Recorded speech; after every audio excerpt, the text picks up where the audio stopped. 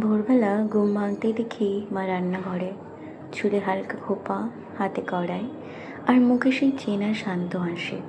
আমি বললাম, মা, এত সকালে আবার রান্না?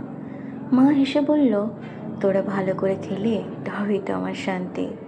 আসলে কি বলতো, অনেক গরম পড়েছে, যার জন্য আমি আর বেশি বেলায় দাঁড়াতে পারি না, তাই সকাল সকাল রান্না করে নিই।